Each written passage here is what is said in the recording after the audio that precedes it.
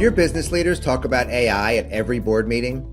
The companies that see the highest level of ROI from AI do, but you might be surprised to learn only about a quarter of companies worldwide have AI on their agenda at every board meeting. This is one key takeaway from the latest global board governance survey conducted by Protiviti and Board Prospects. I'm Joe Kornick, a senior director in editorial programs with Protiviti, and today we're going to dive into the data of that report, the board's AI moment, with Protiviti Managing Director Frank Kurre and Mark Rogers, Managing Director and Head of Board Practice at Robert Half, Protiviti's parent company. Gentlemen, thank you so much for joining me today. Thanks, Joe. It's great to be with you and Mark today. Yeah, thanks for having me. I'm really looking forward to this. Great. Well, let's dive right in if we could. So before we get into specific data points, can we just start with sort of a macro view of the research itself? So Frank, I'll start with you. Why this report and why is this report so critical right now? I would say to you, Joe, that pretty much every meeting that our managing directors are in has a conversation about artificial intelligence. One of my private equity clients, I was meeting with them recently, and they were indicating that in the last 6 months of 2025, they had quadrupled the use of AI tools. Yeah, I agree with that, Frank. That's absolutely. I look at this right now as sort of this is the blockbuster Netflix moment, for boards to really understand what the implications are, both operationally and, the things they can take advantage of, but also the risks. And so it's, there is this report. What I love about this survey is that it goes so deep into understanding what is really happening at the board level and in the C-suite in terms of AI implementation. So it's very unique in that regard. And boards are very specifically looking for candidates that have the AI experience, the real-time experience. I sat in on a recent graduate level course, and the professor was saying to the students there were 3 elements that they need to consider as they prepare to graduate. One is that they can't allow AI to impact their critical thinking skills, that they need to really continue to hone those skills. 2 was that they must develop and maintain their interpersonal relationships, that's not something a computer or technology can develop, and they really need to become trusted business advisors, whether it's to outside clients or to their internal clients and colleagues. And 3, they were told they really need to understand all of the AI tools that their company has developed and deployed, and make sure they're using those tools continuously, or they will very quickly lose their individual competitive edge. And so I think understanding that from a baseline perspective, and then saying, where are we going to build this out, is going to be critical. When you look at artificial intelligence, it is more disruptive than anything we've seen in our careers. I graduated 42 years ago from the university, and at the time I graduated, we didn't have computers yet. So it shows you how old I am at this point. But the reality was, when computers came, there were more jobs. When the internet then came a few years later, there were more opportunities, more jobs. We became more efficient. We could handle more. And it certainly helped with reporting to the board and how the board engaged from a strategic perspective. Now with AI, we're going to see tremendous disruption. We're going to see lots of jobs lost. We're going to see millions of individuals need to be redeployed. These service centers that are in countries like India could be decimated over the years to the degree that AI replaces lots of those individual roles. And so the board needs to really have a clear understanding of trends. They need to understand AI use cases that are out there across the various C-suite groups, and really plan for how they can effectively utilize AI going forward. Yeah, thanks, Frank. Our study shows a clear link between effective, responsible AI integration and greater ROI from those AI initiatives. So what do you think that says about what boards and management should be prioritizing to ensure that AI delivers measurable business value? Mark, I'll turn that one over to you. Yeah, listen, I think it'd be easy to start by saying, well, the board needs to first determine if if the company is an AI company. But the new adage that has been widely adopted is every company is an AI company. So it's really incumbent upon the board to understand where management is at in terms of AI integration, and where are they at on the AI continuum? Are they, are they just using it for operational efficiencies, maybe for back end services or customer service, or are they really integrating it into revenue growth opportunities and increased market share? But that's where the board needs to understand that. Where is the company at? And if they're not doing either of those, they need to hold management accountable and saying, why aren't we doing that? Do they really understand the opportunities? Do they really understand the risks? But that is where the board has to come in and really oversee management in those efforts. So that's a great point, Mark. And I think, another area that the board needs to focus on is AI due diligence. So if the company is in the process of acquiring additional companies, maybe they're planning a roll up to go IPO, or maybe they're turning around and they're going to be selling their company, they need to understand a number of elements. And in fact, I've just published an article on this through Protiviti that I think can be helpful to some board members and management teams. So the points to consider are, let's say you were out there and you were going to acquire another company. Looking at that company from a due diligence perspective and saying, how has that company incorporated AI into its products and solutions to date? And how do they anticipate incorporating AI into their products and solutions going forward? Second question, how have they incorporated AI into their back office operations to date? And how do they anticipate incorporating AI into their back office operations going forward? And the third point, which may be the most critical of all right, here I am, I'm thinking about acquiring this $400 million company in whatever industry it's in. Will AI disrupt its revenue streams? I don't want to be buying a $400 million company, or I don't want to be an investor, going into an IPO in a $400 million revenue company if 3 years from now, it will only be $100 million of revenue. And so whether you're on the buy side or the sell side, thinking about those elements. And even if you're not thinking about buying a company or selling a company, and you're looking at the company whose board you serve on or whose C-suite you're part of, thinking about AI through those three lenses, I think is critical for the future. Thanks, Frank. Yeah, I mentioned this in the intro, and I think it's one of the more interesting takeaways from the survey. Just 1 in 4 boards include AI on every meeting agenda.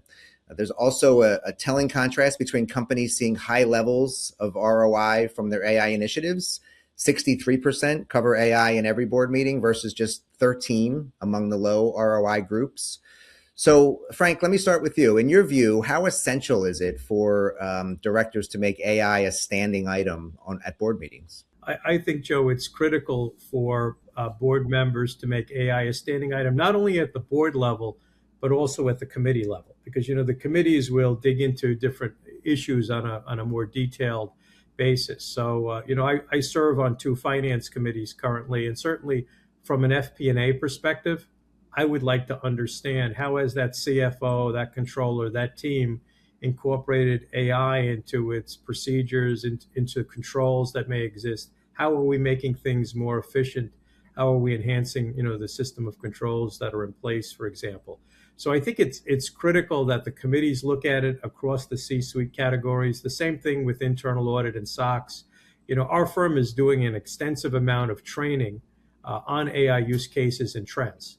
And we're doing this with procurement teams, with HR teams, with finance teams, with technology teams, and so forth. And I think the board members, the committee members need to be looking at it the same way. Because what's going to happen, lots of us have invested tremendous amount of dollars in technology. And there's a huge opportunity here for startups to disrupt some of the biggest players in these various industries through the use of this AI. And so everybody needs to have their eyes wide open and understand how this is rapidly evolving. I'd also like to make a point that, some of the board members that responded to our survey thought that their companies were very far along, that they were transformational in AI. And when I saw that, I kind of chuckled to myself because I said, we don't know what AI tools and opportunities are going to be here tomorrow or next week. And so I think if we're sitting there on boards and we're feeling self-satisfied, like we're transformational, we're on the top of our game, we may be shocked by some of the disruption that's coming. One of my friends said to me recently, the missile is in the hull and it hasn't exploded yet as it relates to AI because of the disruption and the transformation that will happen. And this will be more radical than anything those of us that have a 30 or 40-year career already have seen. And so we need to be prepared for this. We need to be talking about it constantly. The board needs to be asking the right kind of questions and ultimately holding management accountable so that, we're not the next blockbuster video or other company that has gone by the wayside because of changes in technology. Yeah, I agree with that, Frank. And you look at the report, one of the other sort of staggering statistics to me was that 40% of organizations view or look at AI at the board level as an ad hoc topic. That to me is frightening. And to not have it be, to your point, a standing item on the agenda at the board level, but also at the committee level, that's critical. And maybe 3 years from now it doesn't need to be, but right now it is a must. And boards need to understand it's not just about what's going on at their own organization, but do they understand what's happening? How are their competitors utilizing AI, and what's going on there? What are they perhaps missing out on? To your point, Frank, you mentioned the startups and what's going on with startups. There was a really fascinating statistic that came out of Y Combinator, which is one of the most famous startup accelerators in the world. And they said that recently they were looking at, a few years ago, they could help their organizations grow weekly revenue 2 to 4% by being as part of the accelerator. With AI right now, it is growing. Their revenues for their accelerator companies are growing 10 to 20% a week. So that speaks to what you were saying earlier about startups are coming along and they are fully integrating AI, and the disruption that will come from them could just overwhelm a company. Thanks, Mark. Yeah, looking at AI's key benefits, business process efficiency consistently lands on top. But it's interesting that for AI mature organizations, according to our survey, there is greater emphasis on improving the customer experience. So, Mark, I'm curious, what is the board's role in ensuring that management stays focused on achieving the AI benefits that matter the most? Yeah, this comes down. They are the watchdog, right? They have to make sure that management is fully on board with integrating AI into their operations, and understanding in a responsible manner what the risks are of that. And that is the board's role. And if that alone isn't enough, I think self-preservation should be a motivator for board members. Last month, there was a activist campaign started by Starboard Value, which is one of the well-known activist investor companies, and they went after TripAdvisor. And the initial letter, one of their big points that they take the board to task for is the slow AI adoption at TripAdvisor in comparison to their competitors. And the Starboard was going right at the board. So this isn't just about, everyone's watching it. This isn't all stakeholders, that every company is watching it now. And whether that's the shareholders, the employees, the customers, everyone has their eyes on what are you doing in terms of AI. And if you aren't doing it to the extent possible that you should be, you're at risk yourself. Joe, Mark and I have helped hundreds of individuals get their first or their next board seat. And when we're looking at the kind of candidates that boards are looking for today, they're looking for folks that have deep AI hands-on experience right now. They're not looking for the CIO that retired 10 years ago and hasn't stayed up with AI. You're also seeing many board organizations, many universities put different types of certificate programs in place so that board members can be better educated on all aspects of AI. And I think this is going to be critical. Another key theme that companies are looking for in board candidates are individuals that have significant innovation experience and significant risk experience. And both of those elements tie in so well with AI as well. So I often say to board members as they're crafting or they're updating their board CV, make sure you're including those themes in your board CV, and that will trigger more opportunities for you, as you go forward. But board members have to have these skills. And part of what I've suggested to a number of boards that we work with at Protiviti is looking at the qualities, the experiences of your existing board members and saying, do we have a gap? Are we missing a certain skill set, especially with the rapid evolution of AI that we really need to add to the board and maybe to the management team too? One of my clients, who's a brand name that you would know if I were to mention it directly, they recently hired a chief product and AI transformation officer.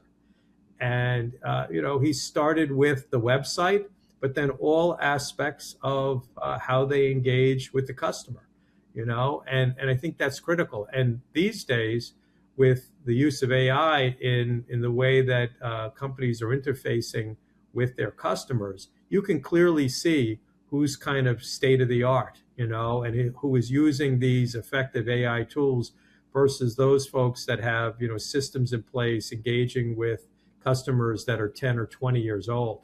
And, people are expecting a lot more in that customer experience and engagement as we go forward. And so I think this is an area that anyone who's directly interfacing through their website and through other digital means with customers need to seriously be thinking about and upgrading.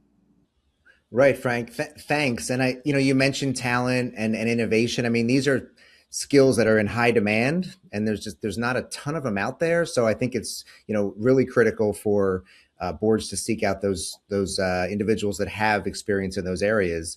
And that sort of brings me to talking a little bit about AI obstacles, some of the things that companies are struggling with. Among the AI mature organizations, there are concerns about AI innovation risks, the lack of talent, as you mentioned, and skilled resources, limitations imposed by existing tech infrastructure. So I'm just curious, and Frank, I'll ask you this: what is the board's role in advising management about these obstacles without slowing down innovation? Great question, Joe. I think it's all around the questions that the board is asking. Is the board asking the right questions of management? Is the board also bringing their other experiences from outside the company as it relates to AI into what's going on in that organization? Yesterday, I was on a phone call with a leader who was telling me that in their organization, they had created a Shark Tank exercise, and it was around building agents. And they had people from entry-level people who had just graduated college to folks that had about 15 years of experience participate, and they had a number of judges. Who do you think won the competition? It was that entry-level person that came out of college recently that was the one, and that didn't surprise me at all. But, one of the things that we have to think about as board, one of the questions that I would ask, and I asked this at a recent board meeting that I attended, I asked, have we assessed the baseline capabilities of all of our employees around AI? Do we really understand where they are? Because some of them have not used any AI tools, and others are using them in a rather advanced way based on what's available currently. But one of the things we talked about was really understanding, having everyone go through a self-assessment and then filling in the gaps and determining, where do we need to increase training? Where do we need to build additional tools? Are there other licenses we should be consider getting as we go forward? How are we using it? Are we simply using it, to improve an email we're about to send, or are we really focused on bots and agents and enhancing processes, maybe reducing costs down the road? And certainly, ultimately, everyone would like to generate additional revenue from the use of AI. But I think right now, most companies are still at the relatively rudimentary stage. I mean, they are kind of just using it early on, trying to understand how it works. It is starting to help increase efficiencies and improve controls. We are seeing some cost reductions happening, but it's early stages, and I haven't seen out there in the marketplace lots of revenue enhancements as a result of AI to date. So I think many companies, and this came out in the survey, I think many companies are saying they're going to have to make some dollar investments. This is not going to be, revenue positive or cost negative necessarily in the beginning. We're going to have to invest some time into our people, into the tools that we're going to have to use before we really start to see some savings and a positive impact on the bottom line as we go forward. Yeah, Frank, that's a great point. And it's interesting you bring up these you with that company, the AI bots, and where who's doing it and how effectively they're doing it. I was with a friend of mine recently who has a startup that is it's basically for hospitality companies, and they help with the hiring of employees. Well, potential employees could go into the platform, and they can say, "Geez, I have an interview for a bartender at this restaurant, and in a half hour, can you please ask me some questions?" I was just blown away by what the questions the bot started asking and the in-depth level of questions. You know this and this about the restaurant. You should, and then after the answer was given, it was actually telling you should work this into it. You should get this fact point into it. It was absolutely just, it's something that's, the next level of companies that are coming out with these bots is to a different degree. But Frank, I want to just jump on one of the things that you said that is interesting about what employees are using for AI, right? And how are they integrating into their day-to-days? I also want to, I'm always curious, what are board members doing of their own AI and how they're usually utilizing it in the boardroom? And you made a point, and it's such a great one about, you know, there has to, every board level right now, every board position right now is looking for some level of AI acumen. And, they're not looking, it doesn't have to be, I saw the, Home Depot brought in the head of Microsoft's AI division for their board. It doesn't have to be that. But what boards right now and what stakeholders should be demanding is that their board members all have a basic understanding of what are the opportunities, the capabilities, and the risks associated with AI.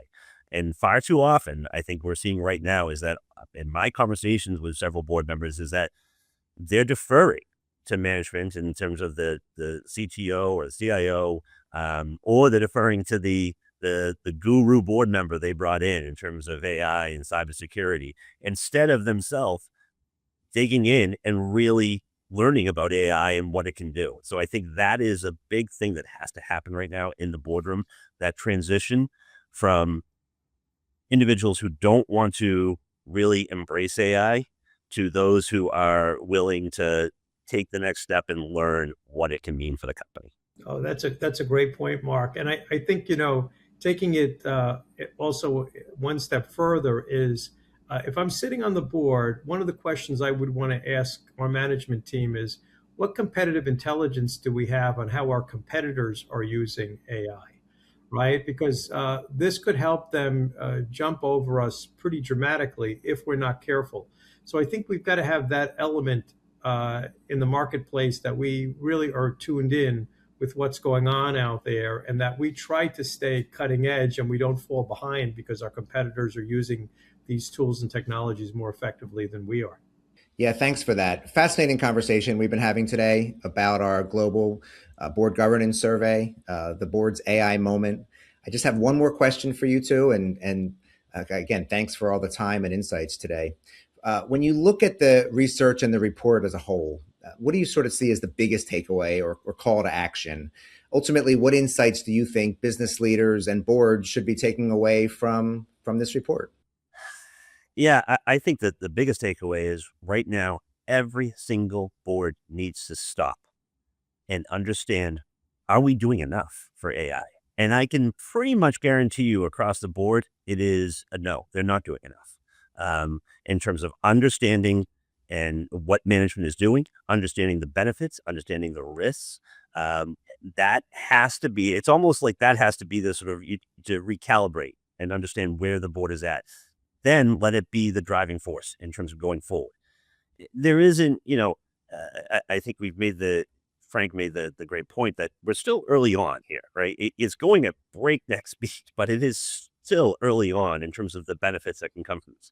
And there's far too often, I think, a rush to, um, look at or seize upon the risks that or the blunders that can happen, and to say, oh well, you know what, AI is not there yet, so let's just hold off.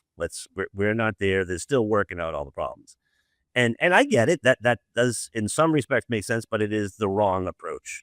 There was one. I think it was famous in Q4 of last year where Taco Bell rolled out an AI, a voice AI activated ordering system at 500 of their drive-throughs, and it was nothing short of an incredible disaster.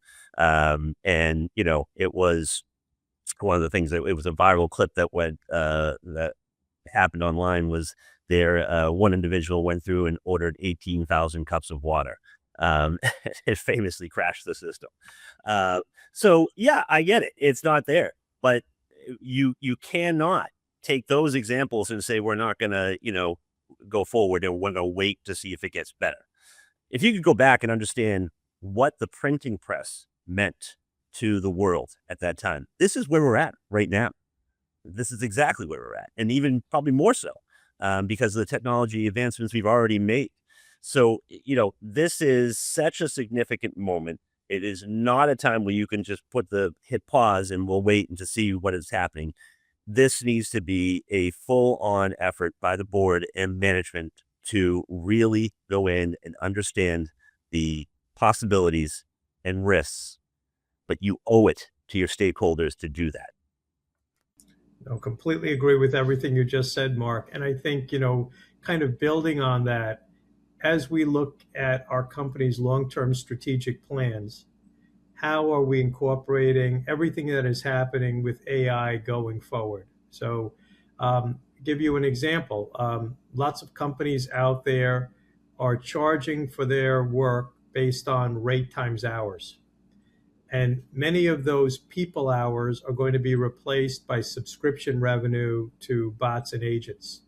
And so whether you're in professional services or you're in other types of activities, to the degree that AI replaces humans, that's going to have a radical change in the revenue streams as you go forward. So if I'm in a company that has certain types of revenue, I would go through my different types of revenue and say, how could this be impacted by AI? Certainly the same with the cost structure.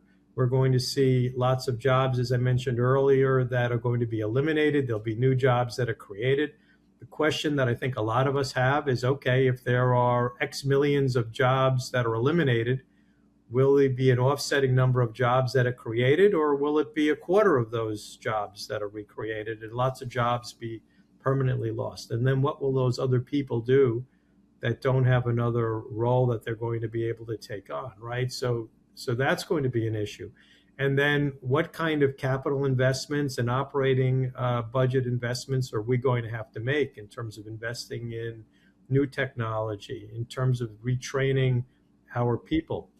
I chair the board of a business school of a major university, and I said to our dean, we have tens of thousands of business school alumni that are probably going to have to get retooled, that are not even people that are in decision maker roles. If you look at a bank vice president who's approving a mortgage loan, well, we need that person with their 25 years of experience approving mortgage loans going forward when AI can take broader demographic information and probably overall make a better decision that's out there objectively.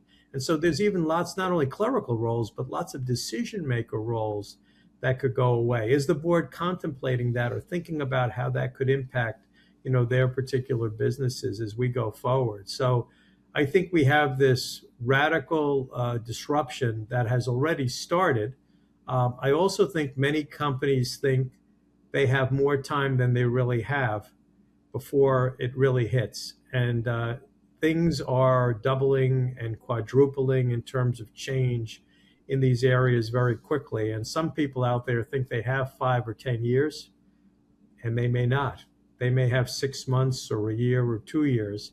And asking those kind of questions to understand where things are heading, how rapidly they're heading, and what changes we have to make in our strategy and our budgeting and our revenue and cost structures going to be critical for the future to ensure long-term viability of our companies.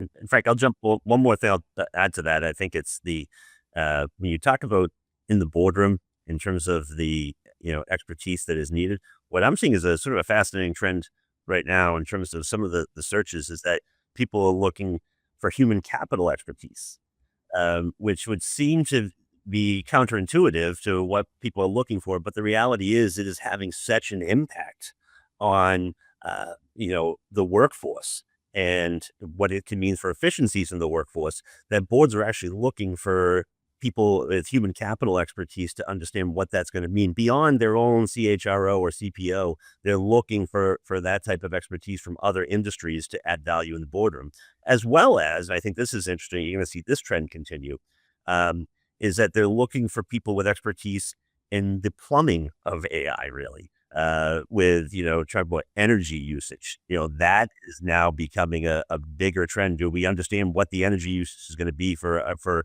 our entity and what the implications are there? So it is changing everything, including the makeup of the board. Yeah, the implications reach far and wide, all corners of the globe, right? All industries, all sectors, all job functions, and certainly the board and how it operates going forward. Thank you both. I really enjoyed our conversation today. What a fascinating discussion. Thank you, Joe. Appreciate it very much. Yeah, Joe, really appreciate it. Thank you very much for having me. And thank you for watching. We'll see you next time.